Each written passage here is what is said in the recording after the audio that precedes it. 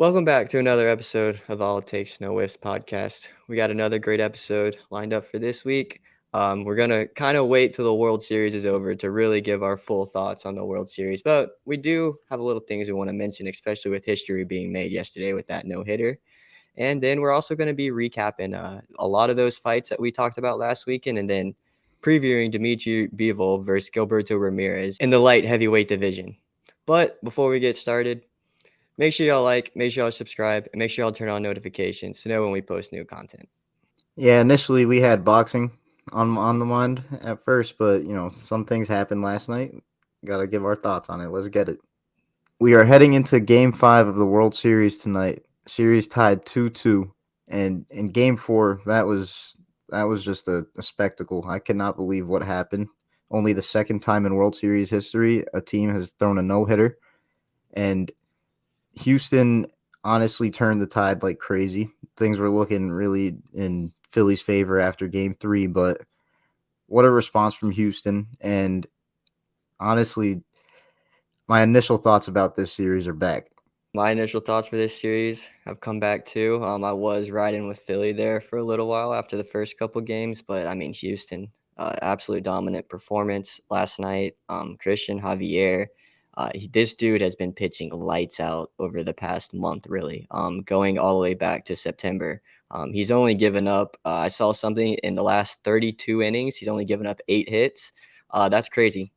This dude is pitching lights out. His fastball is one of the most electric fastballs I've seen in the entire major leagues this year. He threw it 70 times last night out of 97 pitches, which is absolutely crazy nowadays because pitchers are usually fat or curveball, slider, changeup heavy.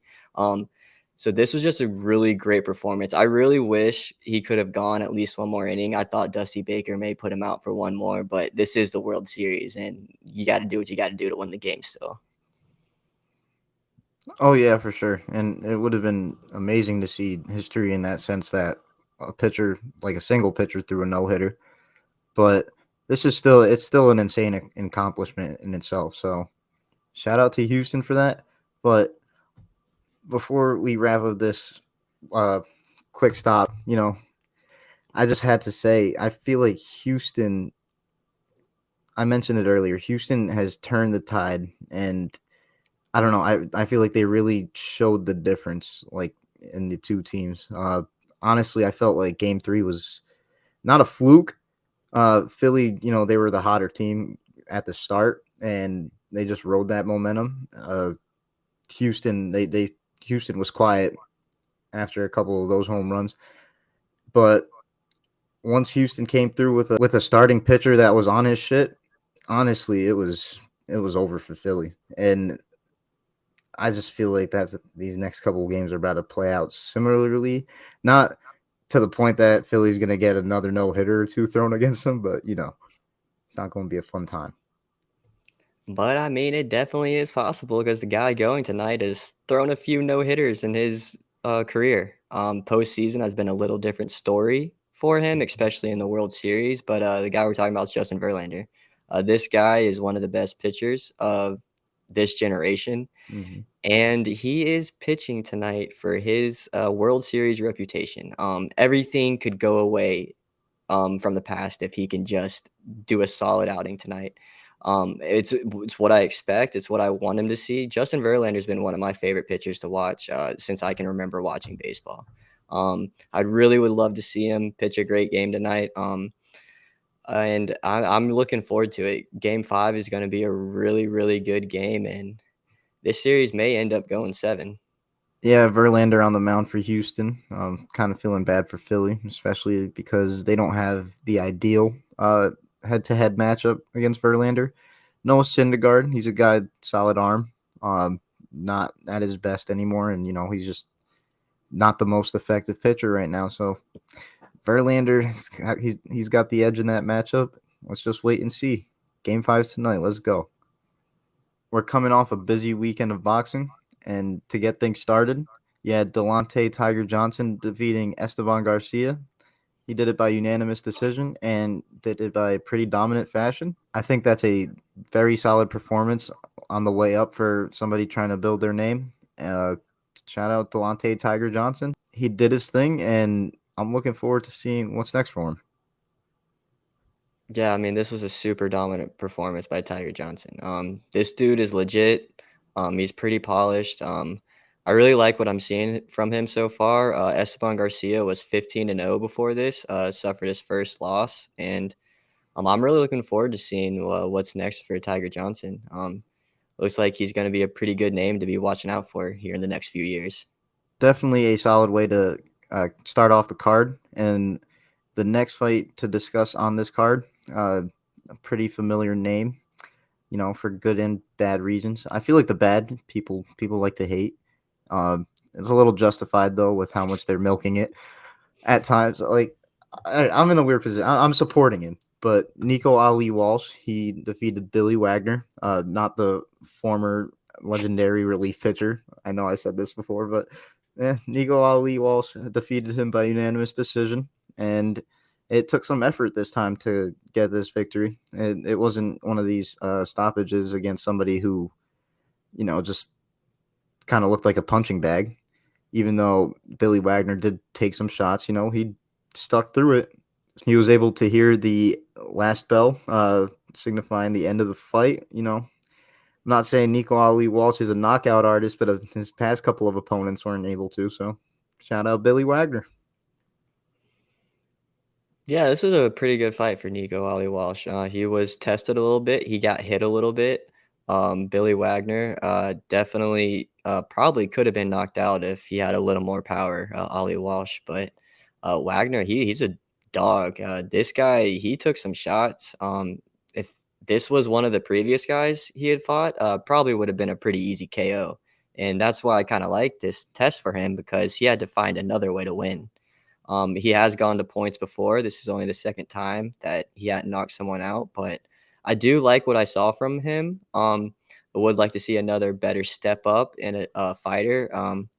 I'm still not too impressed with what I see, kind of like from these other guys like Delante Tiger Johnson, who look like just an all around better boxer. But this was definitely a good showing for Nico Ali Walsh, and I, I'm looking forward to seeing what he's going to be doing the next few fights.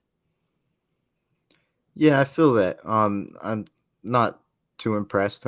I do get that he's kind of learning on the go too. He did, not having an extensive amateur track record, but yeah, like I mentioned, it's weird with Ali Walsh. I I'm a huge fan of Muhammad Ali. But it's like at the same time, I feel like that doesn't mean like his grandson is that guy as well. And at the same time, though, I feel like people are overemphasizing that at the same time, which they shit on him just for being on a post. But at the same time, when the post is talking about float like a butterfly, sting like a bee, like Ali was on that, not Ali Walsh. Sorry to say. Yeah, and kind of going off of that, I mean, this guy got a late start to his boxing career too. Hmm. He actually didn't want to be a boxer growing up. He didn't want to follow in his grandfather's footsteps, but I guess he found a passion for it at some point and is going for it. But like Christian said, and like I said, I would like to see him face a little tougher opponents and to see him get tested a little more. He did get tested this fight, got hit a little bit, and had to win a different way. Another guy that we wanted to mention on this card, who we feel like is a name that's up and coming. Um, you had Richard Torrez Jr. He defeated Ahmed Hefny, and he stopped him in the third round. A solid showing, I guess you could say, for Richard Torrez, but uh, this might be my bias speaking. I'm not really. This hasn't really proved much to me, and I still feel certain ways about him, specifically in the heavyweight division. I'm I'm not too fond of how his style translates. I don't know how things would translate if he were to take a step up in competition and really fight one of those top heavyweights. He's nowhere near that at the same time though, so he's work in progress. As of right now though, solid showing. It's a nice early stoppage again. Yeah, Richard Torrez Jr. is nowhere close to be fighting these top guys right now. I do like what I see at times from him. Dude has some raw power. Very, very good power. And you could tell in the fight that this guy on Med Hefney, he did not want to feel that at all. He was clinching most of the time. It literally was a hugging match for the first 2 rounds, basically, until the ref said he's going to take a point away if he keeps clinching. Um, but Torrez, I mean, his style of fighting right now is just so weird to me, to be honest. He's not like one of those prototypical boxers who you just see fighting in a typical stance. He's charging at you. He's trying to knock you out quick. I mean, I kind of like it because the fights do get over pretty quick for him. But I mean, he's not fighting many rounds right now. But I really want to see this guy actually box. I want to see him in a regular stance. I just want to see him just box. I love how aggressive he is and everything, but it's I don't think it's gonna translate very well against these top guys like Christian said earlier. It'll be very interesting to see, and I hope one of the next guys he fights gives him a little better showing because Ahmed Hefney did not want to fight him at all.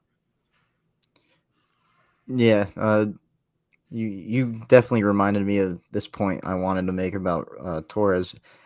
With his style, he's charging in.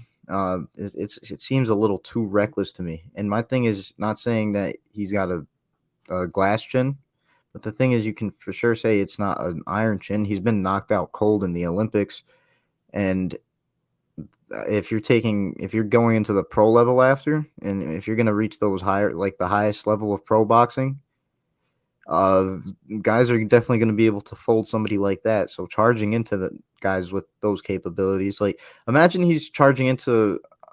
Obviously, I'm not going to say he's going to face somebody of this caliber in his career anytime soon or even ever. Imagine he's charging in like that on Deontay Wilder. Oh, he's got knocked out cold. Honestly, probably that Waking up in the hospital. probably would be one of Wilder's most gruesome knockouts. To be honest with you, it looks like his style against a heavyweight like that just looks like a tailor made disaster. And even fighting someone who is borderline a prospecting kind of contender now, like Jared Anderson, someone against him too. Like I think they're levels apart from each other right now. And Jared Anderson hasn't been pro for that long. Does have a pretty decent amount of fights under his belt, but if those two guys were to fight right now, I still think Jared Anderson would treat him like Deontay Wilder. And as wild as this sounds, I don't even think that comparison between the two is necessarily unfair. I'm not too familiar with Jared Anderson's amateur record, but I know Richard Torres has an extensive amateur record. He spent a lot of time trying to get his craft right in the amateurs, and even though he has less pro fights than Jared Anderson, I do think the experience level kind of matches up. Torres fought in the Olympics. Uh, and Jared Anderson's still early in his career as well. So yeah, if we were to want to compare these two guys based off their experience, levels, there's it's just different, and I think style is a huge factor. And not just that, I think some of their physical attributes too. Yeah, and don't get me wrong, I like this guy. I think he's got a Hmm. solid career ahead of him. I just want to see him polish some things up. I want to see him box like a boxer instead of charging in, and I think he could be pretty good. I haven't really looked into his amateur record or anything. I know he got knocked out cold, but I think this guy can take some hits at sometimes too when it's gonna come time to it, and he's gonna be a pretty good heavyweight. Like Christian said earlier, dude's kind of small for the heavyweight division, but I'm looking forward to seeing Richard Torres Jr. And to see where his career goes. Yeah, like you said, definitely got a solid career to look forward to. More so, in my opinion, that I think he's going to make a good amount of money in boxing. More so than have ever a long lasting legacy or anything like that. But he's going to get the bag, so good for him. And he's definitely going to get the bag if he keeps fighting under main events like this. He had Vasyl Lomachenko making his return to the ring against Jamaine Ortiz. Ended up winning by unanimous decision in an interesting bout, to be honest with you. Things were not looking good for Lomachenko early on. He was kind of looking at like a shell of himself early on. He just wasn't active. Jamaine Ortiz, I felt like was imposing his size on him, especially early on. The size difference was kind of alarming in this, but Lomachenko after a few rounds. Had to turn on the switch, and not to say he looked like vintage Lomachenko, but he did what he had to do, and he got the dub, and he looked solid doing it. I would definitely say solid, especially after the beginning of the fight. Yeah, I was about to say after the first 3 rounds, definitely, he looked really good because those first 3 rounds, Jamaine Ortiz came out on a mission. Dude is a lot better than I gave credit to him for, and I think that a lot of people thought. Even the broadcasters before the fight even started, they're like, "Jamaine Ortiz, this guy's no slouch. He's gonna bring it to Lomachenko," and he definitely did. Like you said, the size advantage is definitely alarming, but I think that's what Lomachenko was trying to figure out in the first couple rounds. He was trying to figure out that reach, he was trying to figure out the timing, and he was trying to figure out when he could land his punches. And once he finally figured that out, it in my eyes, it kind of really wasn't a fight. The 115, 113, I think that's a round too low for Lomachenko. The 116, 112, I think is about right. 117 may be the highest. But this was definitely a good test for Lomachenko. First fight in about I don't know how long, honestly, it's been, but I'm glad to see him back in the ring. I'm glad to see him get a nice, solid dub. And Jamaine Ortiz, this guy, I can see him getting kind of not back into title contention, but into title contention too. I think he's going to get a pretty decent fight after this, and he's a pretty good name in this class too, or in this weight class. So I mean, this weight class is just insane, to be honest. It really is, and what's dope is that you had Devin Haney stepping into the ring after, potentially setting up a nice little match between him and Lomachenko. Oh, I am ready for that if that ever happens. See, that's one of those fights that's like, it gets you really intrigued because we know about Haney's reputation for some people think he's not the most entertaining fighter, but then people know Lomachenko as for being a guy who's known for his ability, similarly to how Devin is, but the style of that ability, it's a lot more entertaining, to be honest with you. So it's like my thing is, I do think Lomachenko is a more entertaining fighter, but I also think that a fighter with the style of Lomachenko is going to bring more out of Haney. And this might be, I'm probably being a little too optimistic about this. I think we're going to see a side of Devin Haney, though. We're going to see some dog in him in this matchup potentially. I was just about to say that actually. I was gonna say Lomachenko is gonna bring out the dog in Devin Haney.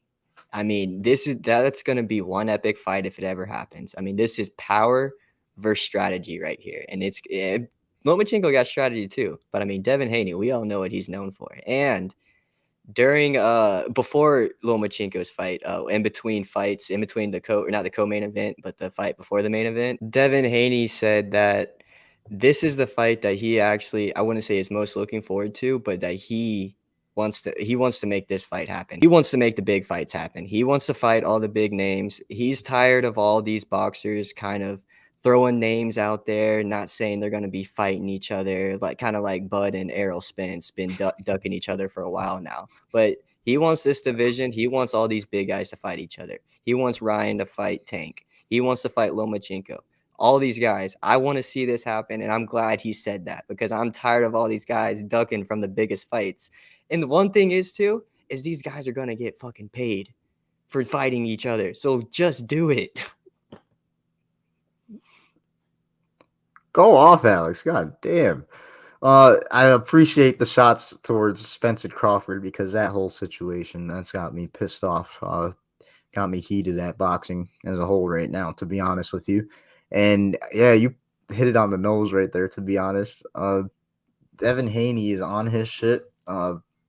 What's dope about Haney is that, he's still got things that he wants to do at 135, but it's like painfully obvious that he needs to move up soon. And the thing that's dope is that there's big fights lined up for him there too. And as long as he wants it, he's going to be able to get it because he can call shots now. This man is undisputed at 135. I'm pretty sure that whenever you want to challenge for a title moving up to a weight class, when you already have a title in that sanctioning organization, I'm pretty sure you get like some solid leeway, even a direct challenge at times if you want. So Haney, if he wants, soon after he has this challenge against Lomachenko, if he comes out victorious, or even if he doesn't, he can move up to 140 and there's other big names over there that he could fight. Another one being Teofimo Lopez. That's another interesting fight. I feel like needs to happen in boxing. Oh yeah, for sure. I definitely love to see that. And I'm actually glad you brought up the division change for him because this was brought up to him in that same conversation I was talking about a second ago. He does want to move up to 140 eventually, but he also wants to fight these guys at 135. He wants to make that happen first. The thing is that if he loses to Loma, I would expect him just to go up right away. But if he wins, I think he'll still stay down and fight someone like maybe Ryan Garcia or Tank, maybe even Shakur. But we'll have to see about all these fights. But I'm so glad Lomachenko is back in the ring. Kind of got off track talking about Devin Haney there for a Oh, good. second, but it's definitely well worth it because Loma. That's definitely the fight that we are looking forward for him next. Yeah, it was dope to see Lomachenko return to the ring after a long layoff. I know it hasn't been too long for her, but Katie Taylor made her return to the ring and defeated Karen Elizabeth Carabajal by unanimous decision. As expected, to be honest with you, we said it last week. This step up for Karen Elizabeth was like 4 flights of stairs. I don't expect many people to be able to take that step, but things went as expected. Uh, we thought Katie Taylor was going to get at her for a decision, and she did just that. She's not really known for her power, but her boxing ability, and she showed why there's levels to it. She showed why even though you're 19-0, that could be 19-0 full of fluff. That's the difference between a boxing legend like Katie Taylor and somebody. No disrespect, but a fluffed up record. To be honest with you. Yeah, and Katie Taylor came out from the beginning of this fight and just dominated. Wasn't really too much Karen Elizabeth could do. And that's kind of what we talked about last week and what we said when we previewed this fight. Katie Taylor proved why she is one of the best female boxers and just boxers in general in the world. She proved why she's the number 2 pound for pound female women's boxer right now. And to be honest, I don't really think there's that too many people out there who are gonna be able to beat her right now. She just looks absolutely dominant. Her defense and her technical boxing is just so good. It's just another dominant performance for her, and the crowd was all into it for this fight. Let me tell you, they were chanting from the very beginning for this fight for her, and it's her fights have some crazy energy, and it would be really cool to see her fight one day. I know it'd be super hard for us because she usually fights over in the UK, but I mean that was some crazy energy in that fight. Yeah, the UK definitely rides for their fighters. And Katie Taylor being one of, if not the best fighter reputation wise. She's got the cleanest record, no controversy, unlike Josh Taylor. He's looking to redeem that. But Katie Taylor, one of the brightest names in UK boxing. So they're definitely gonna ride hard for her. And it's justified too. She's one of the best women's boxers ever, and number 2 right now. And it's just dope to see her making her comeback to the ring, and she did her thing. I want to see what's next for her. Honestly, I could not tell you off the top of my head who I think would be the best fight for her next, but maybe a name will pop up soon. All I'm gonna say though is she is probably going to win that fight. That's all I'm gonna say about that. But yeah, definitely good to see Katie Taylor get another good dub. It's gonna be very exciting to see where she goes next. Don't know who she's gonna fight. Don't know who wants to fight her, to be honest. But well, we're gonna be finding out here probably soon. But to move on to one of these next fights, William Zepeda fought Jojo Diaz, and this was a very, very interesting. I wouldn't say interesting fight, but William Zepeda defeated Jojo Diaz by unanimous decision. Absolutely dominated this fight. And this is kind of what me and Christian predicted again. Um, Jojo Diaz, first, I think, what, 2 rounds, barely threw any punches. I think he was trying to get Zepeda to tire out throughout this fight. He did tire out around the 8th round, but in the 8th round, in my eyes, it was 7-1 or 6-1 already. in Zepeda's favor, so it wasn't looking very too good. The only round Jojo Diaz really won in my eyes was round 6. He landed some nice punches. He actually buckled Zepeda at one point with a right hand. But it just shows you that dude's got some pillow hands. If it was anyone else, could have knocked him out, because Zepeda showed that he does not have a glass chin, but he is kind of vulnerable to some of those hits. And I was kind of excited to see Zepeda and what he did. This dude, he is fun to watch. Now, we talked about the Jojo Diaz Devin Haney fight and how boring it was. William Zepeda, he brought this and made this an entertaining fight from the very beginning. This dude throws lots of punches. He throws them in furies too, and he's got some really, really good power. But he couldn't knock down. He couldn't finish Jojo Diaz, which gives a lot of respect to Jojo Diaz too. I'll give him that. Honestly, talking about respect to Jojo Diaz, I respect that he steps in the ring. That's what I will say. But no, it's nice to see a nice performance from William Zepeda. It's a good point you mentioned. I just think that goes to show, though, that styles make fights. Take a cautionary boxing type like Devin Haney and put him up against mid like Jojo Diaz. That's going to be boring. But then you take a guy like Zepeda, who definitely brings it a little more, and put him in the ring with some mid, and it makes it a little more entertaining. But at the end of the day, it takes two to tango. Jojo Diaz is some mid. I'm sorry. Just it's not like anything personal against Jojo Diaz. I don't think anything wrong about him as a person. It's just his boxing. He just kind of reminds me of Richard Torrez, if I'm not going to be honest with you. I just feel like he's got a physical disadvantage compared to his opponents most of the time. And the only difference is he don't got popped like Richard Torrez. No, yeah, you're spot on with that too. And Zepeda looked a lot bigger than him too. Zepeda is very big for his weight class too. I wouldn't be surprised, like we talked about him moving up to 142. Um, he looked really big, but the thing is he's really quick for how big he is, and it's really nice to see too. But the one thing am kind of worried about with him is, like I said earlier, is he will get hit, and it's gonna affect him a little bit. He took a good body shot, didn't really affect him, but like I said, that right hand that buckled him, it wasn't too much power, and we're talking about Jojo Diaz too. So I mean, it's not that much powerful of a punch, but it did buckle him a bit. And so some of those guys like Shakur, he's got some pretty good pop. I mean, Haney, when he lands one, it's pretty good too. We know about Ryan Garcia and Tank, and Lomachenko too. So, I mean, add this guy to that mix right there. I mean, we got some pretty good fights lined up here in the future. William Zepeda is now 27-0 with 23 knockouts. So, pretty damn good record to start out his career. All right, now that we're through the serious boxing events this past weekend, time for the Jake Paul fight. Yeah, Jake Paul. He defeated Anderson Silva by unanimous decision. I don't really have too many thoughts. One thought I do have, though, is the knockdown. It looked a little weird initially, but it makes sense since it was sort of like a flash knockdown.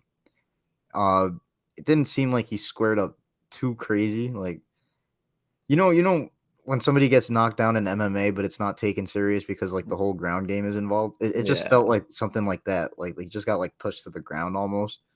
And then, things played out. Silva got the bag. Jake Paul got another win against an MMA fighter. Where's the boxer at, Jake?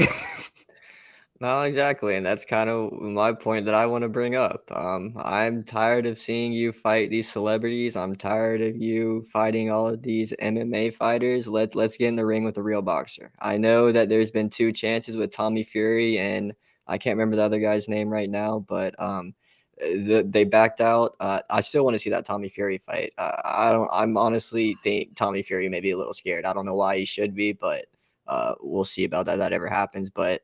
Um, Also, Jake Paul, stop calling out all these fucking world champions. I mean, it's ridiculous at this point. If you get in the ring with one of those world champions at this point, you're gonna get your ass kicked. I mean, after watching that fight, he's still not that good.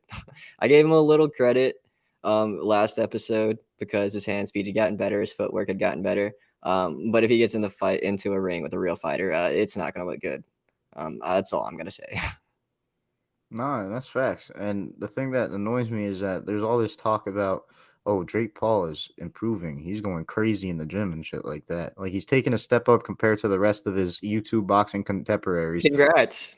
But there's no step up in the competition, No, though. none at all. Honestly, just a step up in the clout, which is good and all. Like he's getting the bag from this. Credit where it's due Congrats. there. But like, don't talk like you a legend in the sport or some shit like that when you haven't even fought a boxer. Like, oh my Calling out, god. calling out Canelo after he's a 4 division champ.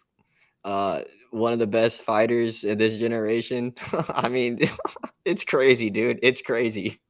And the shit that it's like, it seems just it's so forced with Jake. Like, it doesn't even come off as trolling because it sounds like Serious. He's he serious can't even about it. like convincing himself as he's speaking. I don't know. Jake Paul, hurry up and face a boxer so I can see you get knocked out, please. No, for real. I mean, that's Not what even I'm on some waiting for. hating shit, but like I don't fuck He with just Jake needs to Paul. get humbled, honestly, because I mean, it's gonna happen here one day soon. He's gonna run into a real fighter, a real boxer. I mean, don't get us wrong. Anderson Silva is an MMA legend, but it's MMA still. Mhm. There's a lot of different aspects in MMA to boxing. Anderson Mhm. Silva isn't a boxer. And when it comes to MMA, he was pretty good at boxing, but he could grapple. He could do a lot of other things. He could kick. He was a really good kickboxer. That's the thing with Mhm. him. When it comes to And boxing, no, go ahead. even then, the striking in MMA is just different as well. Mhm. Honestly, just having to make that adjustment. Striking in boxing most of the time it's a lot shorter, more Mhm. compact. That's a whole different adjustment. So I'm 100% with this point you're making right now.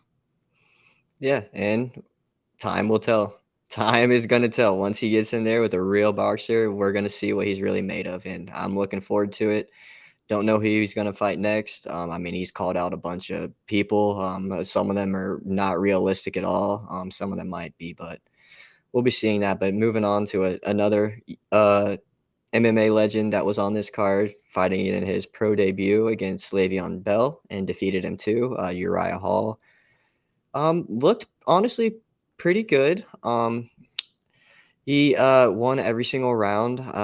I really didn't pay too much attention to this fight, to be honest, but Le'Veon Bell did get a pretty good knockdown or not knockdown, but a pretty good shot in the third round on Hall, but ended up losing the round, ended up losing the fight. But be pretty interesting to see where both of these guys move forward. Le'Veon Bell's 0-1 now, wants to continue his professional boxing career, I'm pretty sure, but we'll see about that. Yeah. And to continue on to the Jake Paul shit talk, Le'Veon Bell fighting an MMA fighter. This is his first pro fight. Honestly, that's a little more justified. Le'Veon Bell, he's definitely going to face a boxer before Jake Paul is. Oh, 100%. Uriah Hall is probably a better boxer than Anderson Silva, not gonna lie. Mm-hmm.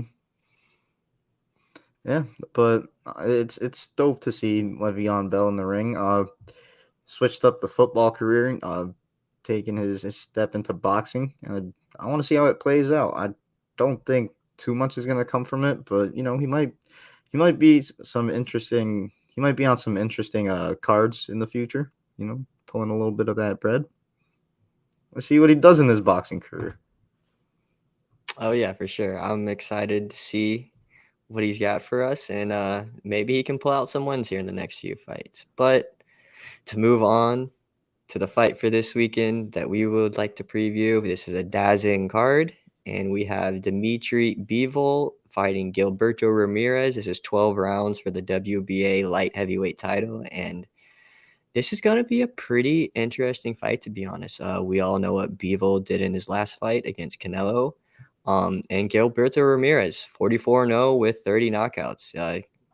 Wouldn't say he's a knockout artist, but most of his wins have come by knockout. And It's going to be an interesting fight. Christian, what do you think about this off the top of your head? Yeah, it's definitely an interesting matchup. One that I definitely favor Bivol in, to be honest with you, but this would be a nice solid name for his resume. For an already solid resume, but Gilberto Ramirez, aka Zurdo, he is a solid fighter in himself for sure. A solid record, even though I mentioned this earlier about Karen Elizabeth, a bit padded, bit fluffed up. Um, Even then, this is going to be a huge test for him. If he can actually step up and beat Dmitry Bivol, I think that'll shoot him up in just people's perspective on him. But yeah, I don't really see that happening. Bivol, we know what Bivol was on. He's like that. Honestly, the only fight I'm really debating about if Bivol would win, that's against Better Biev. Outside of that, I don't think anybody messing with Bivol around his weight class. No, I agree with you 100% on that. Bivol, I mean, we saw what he did in his last fight against Canelo. Like I said earlier, looked absolutely dominant. His defense was perfect. The punches, I mean, timed were perfect. He did everything he needed to do to beat Canelo, and Gilberto Ramirez is definitely not on the same level as Canelo. So Mm-hmm. that probably means Dmitry Bivol is going to win this pretty easily in my eyes. I think that he's going to just box him down. He's going to pick when he wants to punch. His defense is going to be perfect, probably again, because that's just how he is as a boxer. And this is probably going to go to a decision. I definitely think this is going to go all 12 rounds too. Um, and it's going to be a nice little decision for Dmitry Bivol. May get a knockdown here. May get a knockdown in this fight. I definitely can see it, but I'm going with the decision. I can't see anything else but a decision in this, to be honest with you, because to Zurdo's credit, he is very sturdy. This dude comes in damn near 200 pounds in a 175 limit fight. He is the rehydration king. So I'm expecting a big motherfucker would be the only person to be able to take him out. And Bivol, he doesn't really rehydrate anything crazy like that. So I just think Zurdo is about to get styled on for a nice wide decision for Dmitry Bivol. Yeah, I can see that too. Like I said with the decision, I don't think it's going to be close either. This is probably going to be a pretty wide margin, probably by like, I don't know, 9 rounds maybe. That's just how good Bivol is. And no discredit to Gilberto Ramirez. Dude is good, no slouch, but this is just all respect to Bivol right now. It's just how good I think he is. Yeah, I'm glad to see Bivol getting back into the ring. It's been some time now, but he's coming off of a career-defining win. Um, Honestly, I feel like he was slept on before, but it was a win that put him on the map. People know what Bivol was on, and looking forward to seeing it this weekend. And that does it for another episode of the All It Takes No Whiffs podcast. We had another great episode lined up this week, and we will next week. But before we get out of here, make sure y'all like, make sure y'all subscribe, and make sure y'all turn on notifications to know that when we post new videos. And also, if y'all want, y'all can follow us on Instagram, Twitter, TikTok, Facebook, anywhere we're on social media at ATNW Podcast. And you can also follow mine at AHandy2215. And if you want, you can find my personal Twitter and Instagram at Christian_S52. I'm looking forward to this Bivol fight this weekend, and we'll catch you guys next episode. Peace. Peace.